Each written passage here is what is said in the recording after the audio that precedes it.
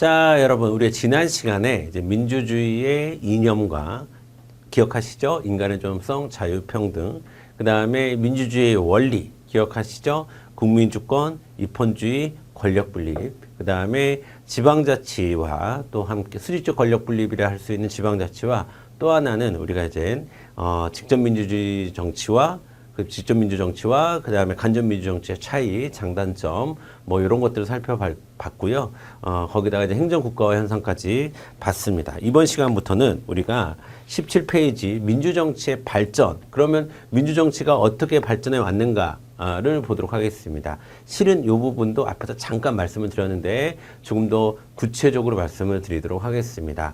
먼저 말씀을 드리면 해당 지금 이 시간에서 다루고 있는 민주정치의 발전은 우리 시험 문제에 아주 자주 출제되는 포인트가 되겠습니다. 꼭 기억하시고 제가 올해 시험을 6군데 정도 봤는데 거의 대부분의 시험에서 출제됐던 포인트다라고 말씀을 드릴 수가 있습니다. 자, 그럼 볼게요, 여러분. 17페이지부터 보도록 하겠습니다. 우리가 이제 민주정치의 발전을 논하기에 앞서 자, 여기서 이제 우리가 앞으로 시민이라는 말을 많이 쓸 텐데 그 시민이라는 말이 어떤 뜻인지부터 좀 짚고 넘어갈게요. 그래서 우리가 어떤 개념을 설명하는 여러 가지 방식 중에서요, 여러분, 가장 좋은 거는 다른 비슷한 개념과의 차이점을 드러내는 게 제일 좋은데요. 먼저 시민이라고 하는 것은 이게 굉장히 중요해요.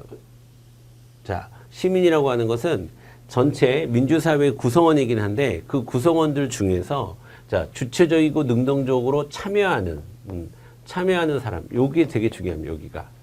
아시겠죠?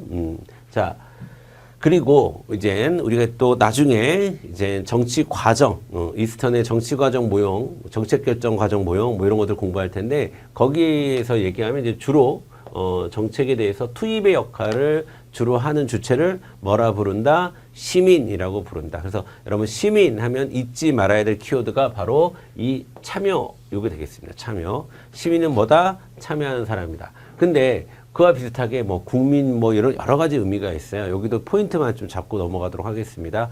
우리가 흔히 국민이라고 하는 거는 그냥 단순 법적 개념입니다. 무슨 뜻이냐? 국적을 가진 자라는 뜻이에요. 법적으로. 국적 소유자를 국민이라고 얘기한다. 다른 의미는 없다. 자, 모든 국민, 국적을 소유한 사람, 이런 뜻이에요. 우리나라, 그럼 대한민국 국민은 대한민국의 국적을 소유한 사람, 이런 뜻이고요. 그 다음에 신민이라는 뜻은 우리가 좀 가끔 나오는데요. 신민이라는 것은 정확하게 신하된 백성, 이런 뜻이에요. 신하된 백성. 자, 그러니까 무슨 뜻이냐? 이 신민이라고 하는 것은 좀 시민과는 좀 다르게 시민은 좀 적극적으로 참여하는 사람이잖아요. 근데 신민은 적극적으로 참여는 안 하고 어떤 의무만 좀 강조하는 그럴 때 우리가 신민이라고 신화된 마인드 신민이라고 얘기를 합니다. 자, 그 다음에 대중이라고 하는 것은 그냥 우리가 불특정 다수를 대중이라고 불러요. 물론 그 대중은 콕콕 특정하지 않기 때문에 불특정하기 때문에 익명성, 그 다음에 이제 개성이 없다 이렇게 우리가 합니다. 그러니까 대중문화 개성의 반대말은 개성문화가 되는 거예요. 뭔 말인지 아시겠죠? 자, 그 다음에 군중이라고 하는 사람은 어떤 일정한 우리가 집회 군중 이렇게 얘기하거든요. 그래서 일정한 사안에 혹은 일정한 계기로 모여 있는 사람, 모여 있는 무리, 모인 많은 무리들을 우리가 군중이라고 얘기합니다. 그 다음에 민중이라고 하는 개념은 우리가 막스적인 접근 방법이 좀 들어가 있는 개념이에요. 그 자체가. 예를 들면, 자, 막스라고 하는 사람은 자본가와 노동자, 이렇게 계급을 나눕니다. 그래서 계급적인 표현이다라고 보시면 돼요. 민중은. 그래서 자본가 계급, 노동자 계급 이렇게 나누잖아요. 근데 자본가 민중, 이런 말은 안 써요. 노동자 민중, 이런 말은 씁니다. 노동자 민중, 농민 민중. 즉, 다시 얘기해서, 막스는 이 사회를 지배와 피지배 관계로 이해하고 접근을 했는데요.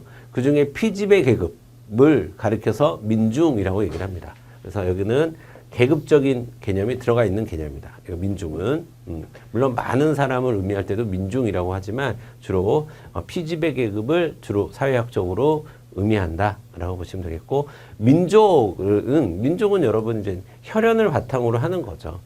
정확하게 얘기하면 혈연 플러스 언어. 사람 플러스 언어를 공유하고 있는 공동체다. 이렇게 여러분이 이해하시면 되겠습니다. 되셨죠? 자, 보겠습니다. 자, 그러면 이제 하나하나 이제 우리가 고대에서부터 볼게요. 고대, 근대, 현대를 볼 텐데 보기 전에 일단 우리가 틀을 좀 갖추고 있어야 되겠죠? 그래서 틀을 좀 갖추면 이렇게 되는 거예요, 여러분. 자, 민주주의는 아까 말씀드린 대로 고대의 민주주의가 있고, 그렇죠? 고대, 근대, 현대 이렇게 세 가지 형태의 민주주의로 구별을 합니다.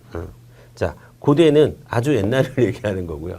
아주 옛날을 얘기하는 거고, 근대는 정확하게 18세기를 의미합니다. 18세기.